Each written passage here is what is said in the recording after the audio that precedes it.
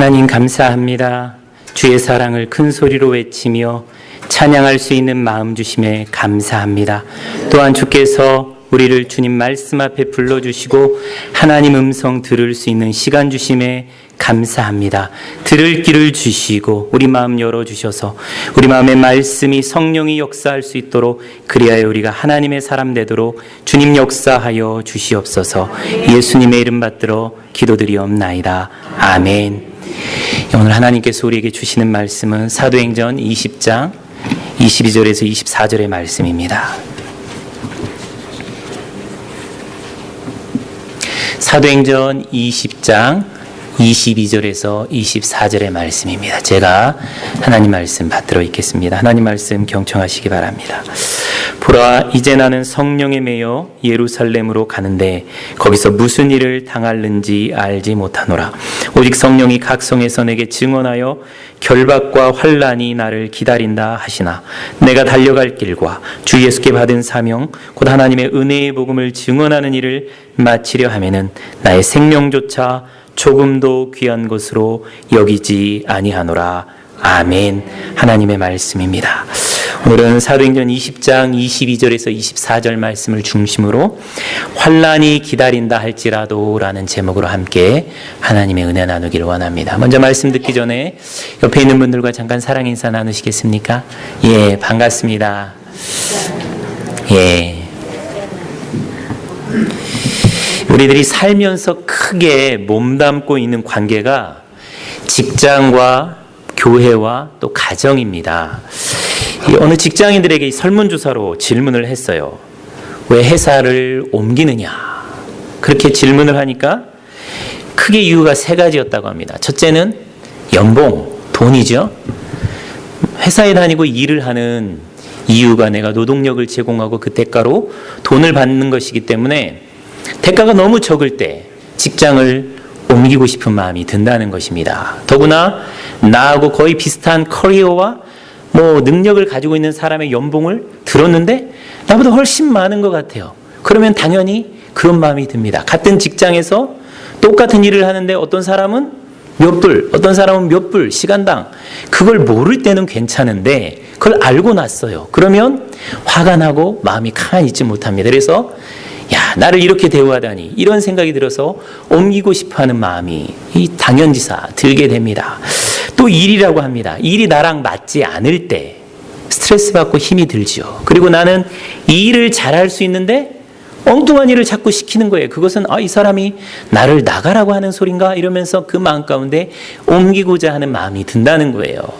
또 인간관계, 사람 관계 때문에 옮기고 싶어하는 경우가 많이 있다고 합니다. 어떻게 보면은 직장에서 보내는 시간이 가정에서 보내는 시간도 많은데요. 직장에서 인간관계가 틀어져서 사람으로 인해서 마음에 힘이 들 때 정말 내가 이렇게 스트레스 받으면서 일하러 나가야 되나 그런 생각이 들게 됩니다. 더구나 상사하고 높은 사람하고 관계가 틀어지면 참 견디기 어렵죠. 그때 사람들이 직장을 옮기고 싶어 한다고 합니다. 더 높은 연봉, 더 좋은 일, 더 좋은 직장 분위기 이런 것들을 발견할 때 사람들이 거기로 가고 싶다 하는 거예요. 사랑은 움직이는 거잖아요. 내 마음이 더 좋은 걸 발견하면 움직이고 싶어 하는 것이 이 인지상정입니다. 근데 비단 직장만 그런 것이 아닙니다. 교회도 그렇습니다. 연봉으로 평가할 수는 없겠지만 교회에서 하나님의 말씀을 듣는데 은혜를 못 누리는 거예요. 은혜가 없어요. 그러면 다른 데로 가야 되나? 이런 생각이 듭니다. 또 교회에서 나에게 아무런 일들이 맡겨지지 않을 때, 또 내가 맡고 있는 일들이 마음에 들지 않을 때, 또 인간관계에서 상처 주고 상처받아서 마음에 스트레스 받아요. 그러면 내가 이렇게 스트레스 받으면서까지 교회를 가야 되나? 더구나 목사님이나 장로님이나 집사님하고 관계가 틀어졌을 때 내가 정말 저런 사람들하고 같이 이 스트레스 받고 힘들게 신앙생활해야 하는가? 그러면서 옮기고자 하는 그런 마음들이 듭니다. 여러 물리적, 영적, 관계적 환경들이 좋지 않을 때 그런 생각이 들게 됩니다. 가정에서도 마찬가지예요. 부부관계에서 정말 사랑이 식고 또 그 마음 가운데 상처가 너무너무 깊어가지고 내가 이 사람하고 이렇게 상처받으면서 살아가야 되나 하는 그런 생각이 들 때 이거 관계 정리해야 되는 거 아닌가?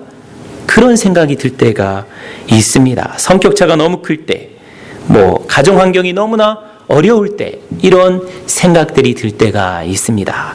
그런데도 많은 사람들이 연봉이나 일이나 관계가 좋지 않아도 그냥 회사에 다니는 경우들이 있습니다. 교회도 현재 상황이 좋지 않고 마음에 들지 않고 인간관계도 좋지 않은데 또 가정에도 사랑이 쉽고 문제도 여전한데 그냥 남아있고 머물고 그냥 살고 있는 경우들이 많이 있습니다. 왜 그런가? 견딜만 하기 때문이에요. 살만 하기 때문입니다. 다른 더 나은 이런 대안을 발견하지 못했기 때문이죠. 사표를 만지작거리다가도 목구멍이 포도청이니까 옮겨봤자 그게 그거겠지. 그러면서 그냥 다닙니다. 그냥 다니는 이유, 그냥 사는 이유는 참을만 하고 견딜만 하고 또 살아가야 할 이유가 헤어져야 할 이유보다 더 많기 때문이에요. 대부분의 사람들은 그런 상황이 오면 마음이 힘들면서 마음에 저울질이 시작됩니다. 직장을 떠나는 게 좋은가? 남는 게 이익인가? 교회를 옮기는 게 좋은가? 남아있는 게 유익인가? 헤어지는 게 좋은가? 그냥 사는 것이 유익인가? 저울질을 합니다. 뭐가 나에게 좋은 것인가? 저울질의 기준점은 나의 이익, 나의 좋음, 나의 편리함이에요. 그러다가 저울의 추가 한쪽으로 기울면 그 기우는 방향을 따라 행동하려고 합니다. 그런데 행동을 하려고 하는데 쉽지가 않아요. 왜? 직장 옮기고 교회 옮기고 헤어지고 이것은 정말로 인생에 큰 영향을 미치는 중요한 문제들이기 때문에 쉽사리 결정을 내리지 못합니다. 그런데 그렇게 견디고 참다가 도저히 참지 못하는 견딜 수 없는 그런 시점이 있습니다.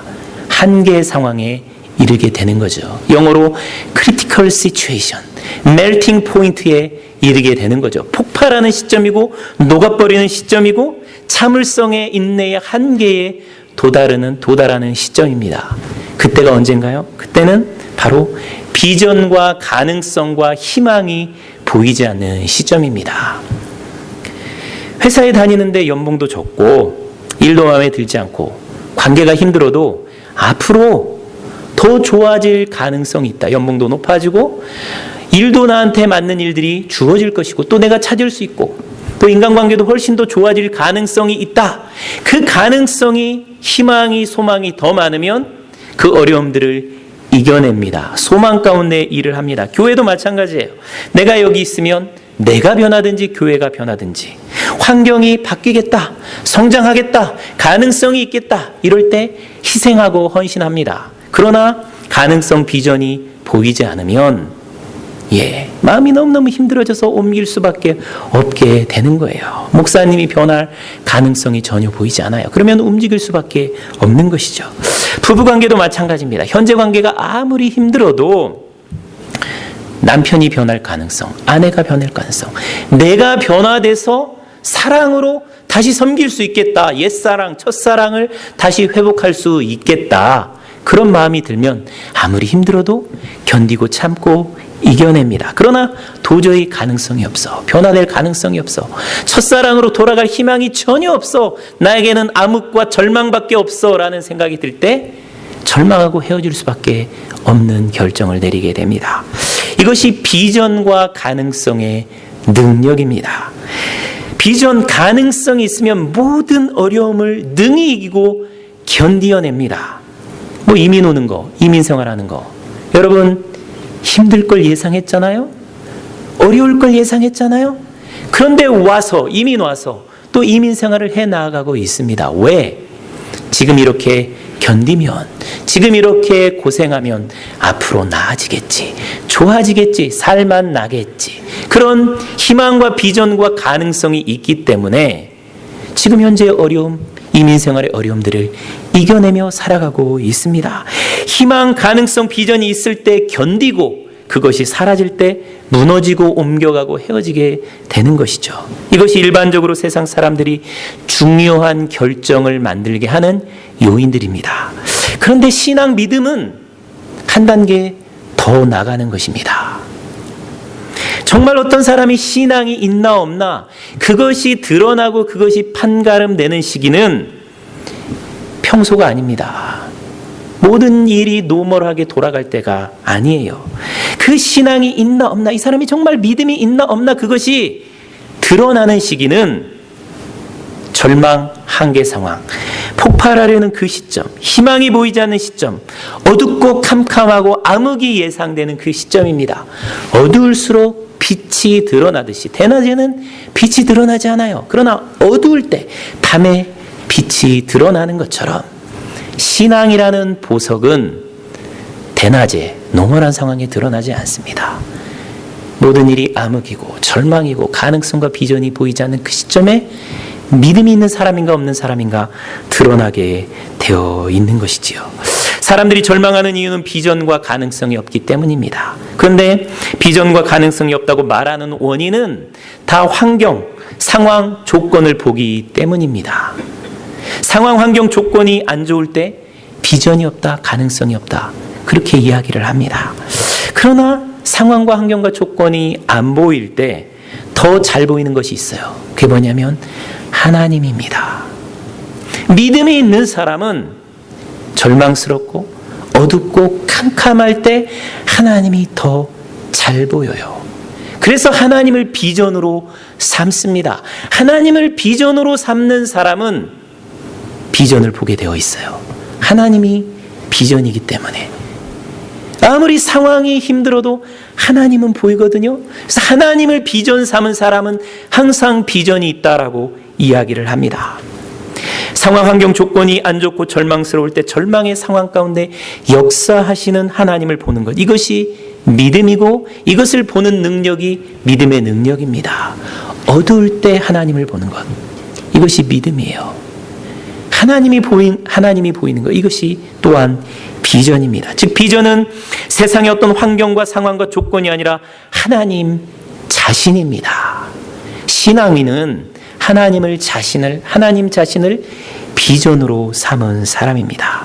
그래서 이 하나님, 비전이 보이는 사람은 결코 절망할 수가 없는 것이고, 신앙을 가진 사람은 하나님 때문에, 비전 때문에 항상 일어설 수 있는 능력을 가지고 사는 사람입니다.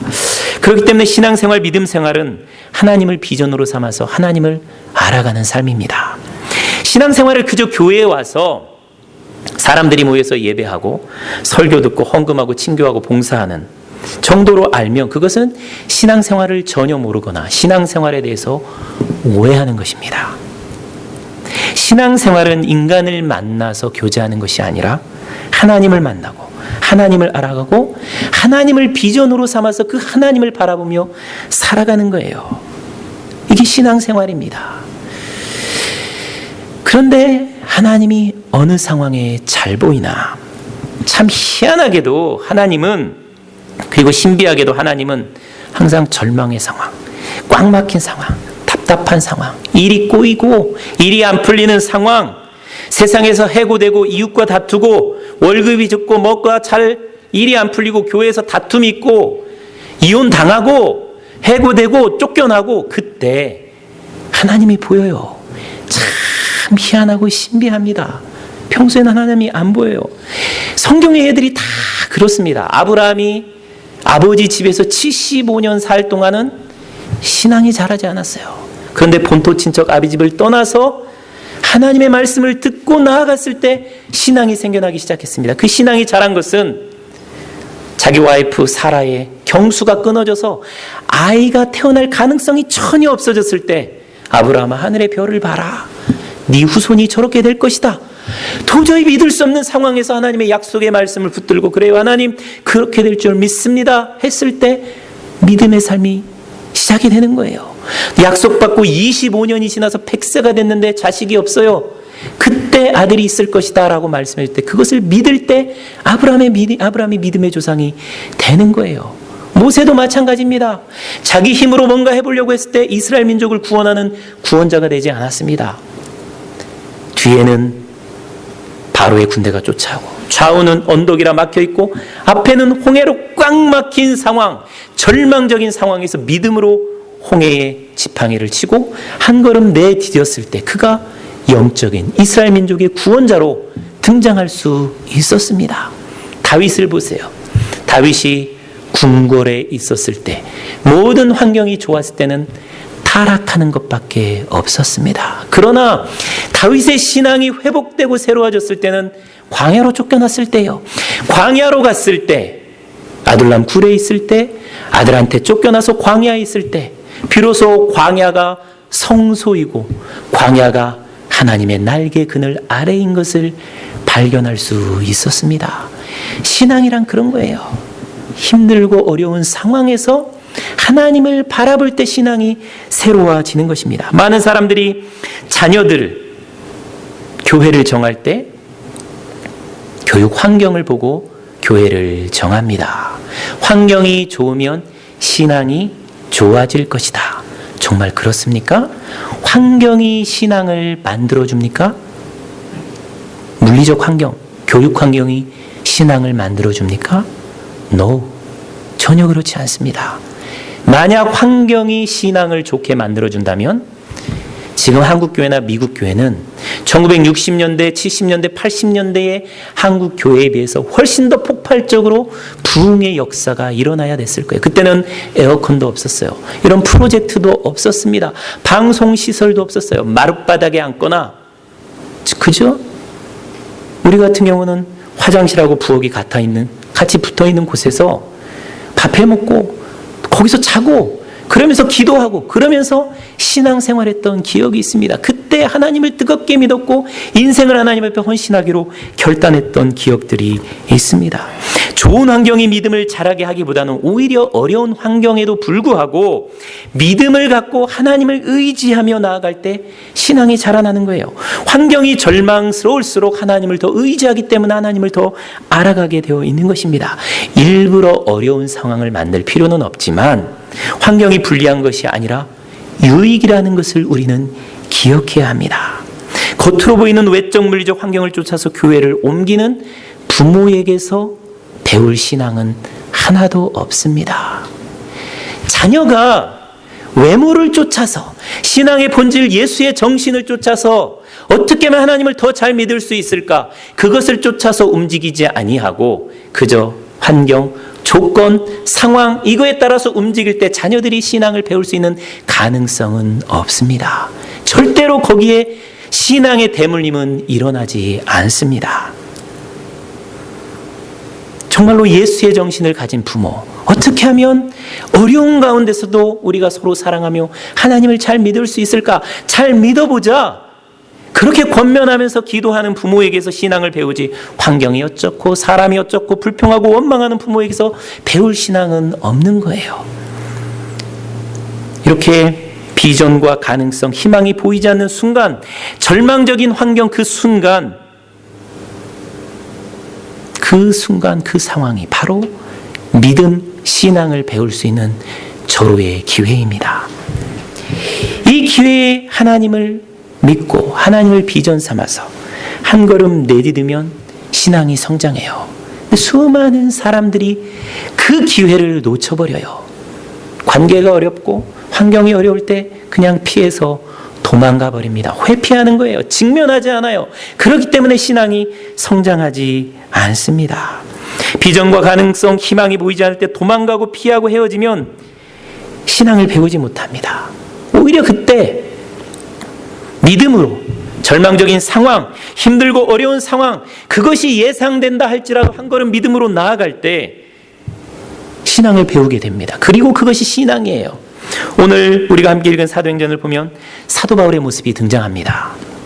사도 바울이 성령에 매여 성령의 인도하심으로 예루살렘에 가려고 합니다. 그런데 앞길에 결박과 환난이 기다린다는 거예요. 감옥에 투옥되고 핍박을 받고 욕을 얻어먹고 돌에 맞는 일들이 예상된다는 겁니다. 수많은 사람들이 그 길 가지 마라 말립니다. 너 그 길 갔다가는 죽는다, 망한다, 고생한다 말리는 거예요. 믿음이 없는 사람은 빨리 직장을 떠나갑니다. 이런 상황이 예상되면 교회를 옮겨갑니다. 그죠? 힘들고 어려운 일이 계속 발생하는데 왜 계속 있습니까? 그냥 헤어지고 옮기고 그래야죠. 그러면서 자기는 할 만큼 다 했다라고 그렇게 말합니다. 그러나 인간적인 지혜는 어려움과 환난과 핍박이 예상될 때 도망가는 것이지만, 피하는 것이지만, 믿음의 지혜는 그렇지 않습니다. 절망스러운 순간, 희망이 보이지 않는 순간에 자기 목숨을 걸고 예수님의 십자가를 지고 한 걸음 더 내딛는 것, 이것이 믿음의 지혜예요. 항상 믿음은 그때 벼랑 끝에서 한 걸음 더 나아갈 때, 그때 믿음을 배우고 믿음이 자라나게 되는 것이지요. 보네포가 말한 대로 예수 그리스도를 따르는 제자도는 와서 십자가를 지고 죽으라는 것입니다. 십자가를 지고 죽을 때 살아나고 부활을 경험하는 것이 제자도지, 피해 도망가 살아남는 것이 제자도가 아니라는 것이죠. 그렇기 때문에 십자가를 지고 죽을 수 있는 어떤 기회가 나에게 오는 것, 그것은 은총입니다. 죽을 수 있는 기회는 오로지 은총으로 하나님에 의해서 우리에게 주어지는 거예요. 그래서 사도 바울은 환난과 결박이 나를 기다린다 하시나 도망가지 않고 정면 돌파하겠다라고 고백합니다. 내가 달려갈 길과 주 예수께 받은 사명, 곧 하나님의 은혜의 복음을 증언하는 일을 마치려면 나의 생명조차 조금도 귀한 것으로 여기지 아니하노라. 목숨을 건다는 거예요. 목숨을 거는 것 외에는 그 상황을 돌파할 수 없기 때문에 목숨을 걸고 절망스러운 상황 속으로 한 걸음 더 나아간다라고 선언하는 것이죠. 이 태도와 방법이 절망스러운 상황, 힘든 상황을 믿음으로 싸워 승리하는 방법입니다. 사도 바울은 종종 나는 날마다 죽노라 그렇게 고백해요. 미래가, 현실이 힘들지 않았더라면 이렇게 고백했을 거예요. 나는 날마다 신난다. 힘든 일이 없었더라면 나는 날마다 신난다 이러면서 갔을 거예요. 그러나 사도 바울이 예상하는 미래, 사도 바울이 경험하고 있는 현실, 이것은 날마다 죽을 수밖에 없는 절망스럽고 가능성이 보이지 않고 도대체 사람도 변화되지 않고 관계도 해결되지 않는 그런 절망스러운 상황이에요. 그래서 도망갈 수도 있는데 도망가지 않고 나는 날마다 죽노라, 십자가 지고 예수와 함께 죽음으로 이 상황을 돌파하노라, 그렇게 고백을 하는 것입니다. 나는 날마다 죽노라. 믿음을 배워가고 예수 안에서 어려움과 상황을 극복하고 믿음이 성장하고 하는 방법은 내가 죽는 방법밖에 없습니다. 여러분, 인간을 구원하는 방법이 다른 방법이 있었더라면 예수님은 십자가에 죽지 않으셨을 거예요. 우리의 신앙이 성장하는 다른 방법이 있었더라면 예수님께서 십자가에 죽지 않으셨을 것입니다. 신앙이 성장하고 신앙을 배우는 방법은 딱 하나밖에 없어요. 내가 죽는 것밖에 없습니다. 성령 충만을 체험하는 방법은 나의 마음에 생각과 나의 마음에 하나님을 기뻐하고 하나님을 사랑하는 그 생각과 마음을 가득 채우는 것밖에 없듯이 나의 신앙이 변화되고 내 신앙이 성장하고 내가 예수 그리스도를 알아가는 방법은 딱 하나밖에 없어요. 예수 그리스도와 함께 십자가에 못 박혀 죽는 것밖에는 없습니다. 많은 사람들이 교회를 오래 다니고 신앙생활을 해도 성장하지 않고 믿음이 자라나지 않는 것은 어려운 환경과 폭풍우를 만날 때, 미래가 불확정하고 암흑이 몰려올 때 피해 도망가기 때문입니다. 그 속에 들어가 나를 십자가에 못 박고 나를 죽여야 하는데 죽이는 방법을 배우지 못하고 경험하지 못하기 때문에 성장하지 않는 것입니다. 절망스럽고 힘들고 어렵더라고 옮기고 도망가고 헤어지면 믿음을 배우지 못하고 믿음이 성장하지 않습니다. 믿음은 절망하는 상황을, 가능성이 없는 상황을 보고 도망가는 것이 아니라 하나님을 비전 삼아서 하나님을 보고 하나님을 체험하고 하나님을 알아가기 위해서 나를 폭풍 속으로 집어 던지는 거예요. 나를 십자가에 못 박아 죽이는 겁니다. 죽이는 것까지는 내가 하는 거예요. 부활시키고 살리는 것은 하나님이 하는 겁니다. 나를 죽이지 않고는 믿음을 배우지 못합니다. 그래서 믿음 배우는 게 참 쉽지 않습니다. 교회 오래 다닌다고, 헌금 많이 한다고, 예배 참석한다고 믿음 잘하지 않아요. 나를 십자가에 못 박아 죽이는 그 삶을 경험할 때 믿음이 생겨나고 자라나게 됩니다.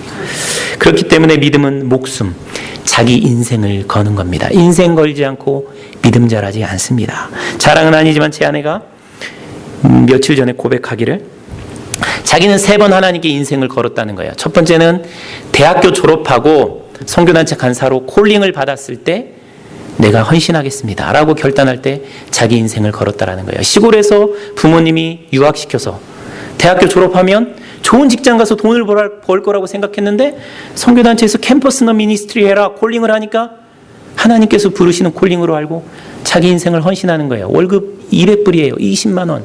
풀타임으로 헌신하는 거예요.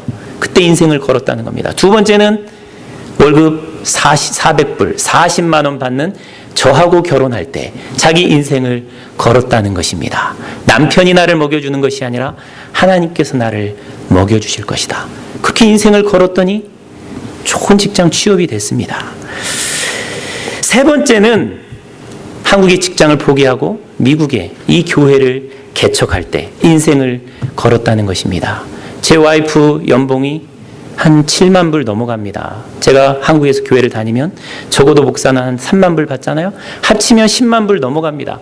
제가 이민교회 평생을 해도 연봉 10만 불 받는 교회에서 목회하기 어려울 거예요. 교회 개척하고 1,000불 받았습니다. 개척하는데 인생을 걸었다는 겁니다.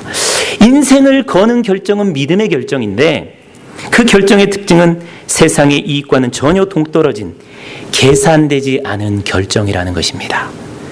믿음이 하는 결정은 계산하는 결정들이에요. 믿음의 결정은 나의 이익과 나의 편리와 아무 상관없는 결정입니다. 옆에 있는 사람들을 사랑할 때 내 이익과는 상관없이 사랑하는 것 믿음의 결정입니다. 옆에 있는 사람들을 용서하는 것 나하고는 아무 상관없이 사랑하라 하기 때문에 사랑하고 용서하는 것 믿음의 결정들입니다. 얼마나 내 마음에 드는 일인가, 얼마나 좋은 직장인가, 얼마나 연봉을 많이 주나, 그래서 나에게 이익이 되면 선택하고 내가 손해가 되면 버리는 것, 이것은 세상의 결정들입니다. 그러나 믿음의 결정은 내가 손해보고 내가 힘들어도 하나님이 원하시고 하나님이 기뻐하시기 때문에 선택하는 겁니다. 그런 결정들을 위해서 내가 손해보고 내가 희생하고 그것을 가리켜서 내가 죽는 것이다 라고 표현하는 것입니다. 사랑하는 성도 여러분, 여러분 신앙생활 하시면서 이제 도저히 안 되겠다 그런 생각이 들 때가 있을 것입니다. 부부관계, 인간관계, 교회에서의 관계, 직장에서의 관계, 가능성이 없어. 더 이상 소망이 없어. 정말 내가 여기서 살다가는 내가 죽을 것 같아. 그때가 한계 상황에 도달했을 때, 그때가 한 걸음 더 나아가 믿음으로 도전해야 될 때인 줄 믿습니다. 아멘. 홍해 위에 발을 내디디면 홍해가 갈라집니다. 절망스러운 상황에 믿음으로 나아가면 믿음으로 승리하는 것을 맛봐요. 하나님께서 살려주시잖아요. 우리 와이프 굶은 적 한 번도 없고요. 우리 교회 개척해가지고 망한 적 한 번도 없어요. 한 걸음 더 나아가 자기를 십자가에 죽여야 할 때 자기를 죽이면 살아나는 은혜를 체험하게 됩니다. 그러나 여전히 현실이 힘들고 가능성이 보이지 않아서 그냥 나 편하자고 쉽게 그저 좋게 신앙생활하자고 내 중심적으로 움직이고 헤어지면 똑같은 고난이 또 찾아오고 무엇보다도 믿음을 배우지 못하는 거예요. 옮긴다고 헤어진다고 그 일이 벌어지지 않습니까? 또 벌어져요. 또 겪게 돼요. 내가 변화되지 않는데 왜 문제가 벌어지지 않겠습니까? 내가 죽을 때 문제가 벌어지지 않는 거예요. 내가 죽으면, 내가 십자가에 못 박히면 못할 것이 없습니다. 두려울 것이 없는 거예요.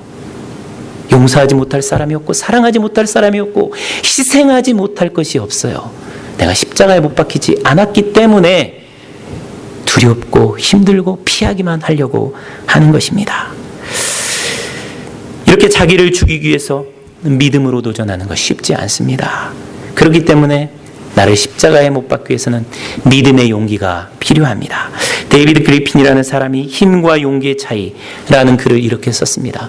강해지기 위해서는 힘이 필요하고 부드러워지기 위해서는 용기가 필요합니다. 자신을 방어하기 위해서는 힘이 필요하고 방어 자세를 버리기 위해서는 용기가 필요합니다. 이기기 위해서는 힘이 필요하고 져주기 위해서는 용기가 필요합니다. 다른 사람의 고통을 느끼기 위해서는 힘이 필요하고 자신의 고통과 마주하기 위해서는 용기가 필요합니다. 홀로 서기 위해서는 힘이 필요하고 누군가에게 기대기 위해서는 용기가 필요합니다. 사랑하기 위해서는 힘이 필요하고 사랑받기 위해서는 용기가 필요합니다. 생존하기 위해서는 힘이 필요하고 삶을 살기 위해서는 용기가 필요합니다. 여러분에게 필요한 것이 무엇입니까? 좋은 환경, 좋은 사람, 좋은 교회, 이런 것입니까? 물론 이런 것이 필요합니다. 그러나 그것보다 우리에게 정말 필요한 것은 예수 그리스도와 함께 십자가에 자기를 못 박아 죽이는 용기입니다. 벼랑 끝에서 한 걸음 더 나아가는, 믿음으로 한 걸음 더 나아가는 용기입니다. 내가 죽으면 그리스도와 함께 살 것이요, 누구든지 나 복음을 위하여 자기 목숨을 잃으면 구원하리라. 누구든지 자기 목숨을 구원코자 하면 잃을 것이다.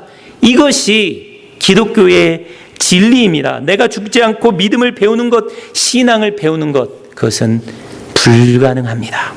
직장을 100번 옮기고 교회를 1000번 옮기고 헤어지는 것 10,000번을 반복해도 내가 죽는 것 배우지 않으면 신앙을 배우지 못합니다. 신앙의 성장이 없어요. 하나님을 비전으로 삼고 하나님 바라보는 거 배우지 않으면, 나를 십자가에 못 박는 경험을 하지 않으면 성장이 없습니다. 현재 상황이 안 좋고 인간관계가 힘이 들고 앞으로 다가오는 것들, 예상되는 것들이 어려운 폭풍 혼란이라면 지금이 바로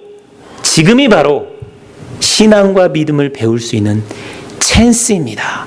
환난과 결박이 기다린다고 하나 여러분의 미래는 어떻습니까? 환난과 핍박과 어려움이 기다린다고 하나 내가 달려갈 길과 주 예수께 받은 사명, 곧 하나님의 은혜의 복음을 증언하는 일을 마치려면 나의 목숨을 조금도 귀한 것으로 여기지 아니하노라. 사도 바울이 목숨을 걸었을 때 그는 로마까지 가서 주의 증인이 되고 하나님의 구원 역사를 완성하는 데 쓰임받게 되는 것을 볼 수가 있습니다. 여러분, 신앙생활 그냥 대충 하려고 하지 마세요. 목숨을 걸어야 됩니다. 자기를 십자가에 못 박아 죽여야 됩니다. 그때 우리 주님이 주시는 부활의 영광 체험하고 사도 바울 같은 고백을 하면서 살아가는 복된 인생 살아가게 될 줄 믿습니다. 아멘. 이 시간 같이 기도합니다. 이 시간 우리 마음에 손을 얹고 내가 죽어야 할 것, 내가 십자가에 나 자신을 못 박아야 할 것이 무엇인지 같이 한번 잠깐 1, 2분 정도 묵상하는 시간 갖기를 원합니다. 같이 기도하겠습니다.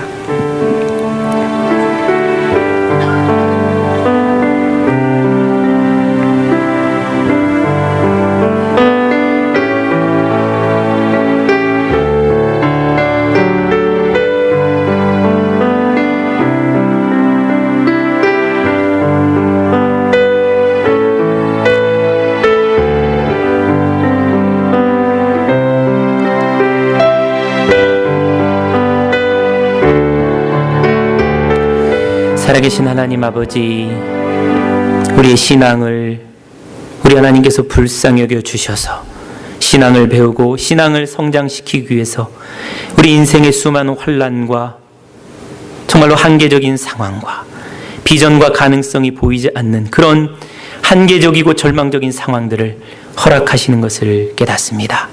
그때 피하고 도망가고 회피하면 믿음을 배울 수도 없고 신앙이 자라지도 않는 것을 깨닫습니다. 그때 정말로 사도 바울이 환난과 결박이 나의 앞에 기다린다고 하나 나의 목숨을 걸고 복음을 증언하기 위해서 달려간다라고 고백하며 달려갔을 때 주의 뜻을 이루는 삶을 살았던 것처럼 그 상황에, 한계적인 상황에 믿음으로 하나님을 비전 삼아 한 걸음 더 내디딜 때 믿음을 배우고 신앙의 성장이 있는 것을 깨닫습니다. 주님, 우리 사랑하는 한뜻 사랑의 성도들, 내가 그리스도와 함께 십자가에 못 박아 죽는 것이 무엇인지 그 비밀을 체험하게 역사하여 주시옵소서. 정말로 자기 목숨 걸고 신앙생활하는 것이 무엇인지 깨달아 알게 복 주셔서 영의 눈이 열리고 하나님 나라의 놀라운 상급을 받는 그런 사람들로 다 살아가게 은혜 베풀어 주시옵소서. 십자가에 죽고 부활하신 예수님의 이름 받들어 기도드리옵나이다. 아멘. 지금은 십자가에 죽고 부활하심으로 십자가에 죽을 때 부활의 영광이 있음을 알려주신 우리 주 예수 그리스도의 은혜와 아들을 주시기까지 사랑하신 아버지 하나님의 크신 사랑과 우리 성령님의 감동감화 충만하신 은혜의 역사가 상황이 어둡고 힘들고 가능성이 전혀 보이지 않는 그 상황 가운데서 하나님을 비전으로 삼아 십자가의 나를 못 박아 날마다 죽을 때 부활의 능력을 체험할 수 있음을 믿고 나를 날마다 죽이며 살아가길 소원하며 세상을 향하여 나아가는 우리 사랑하는 한뜻사랑의 성도들 머리 위에 우리 성도들이 만나는 모든 사람들과 하는 그 모든 일들 가운데 지금부터 영원토록 함께 하시기를 간절히 축원하옵나이다. 아멘. 성령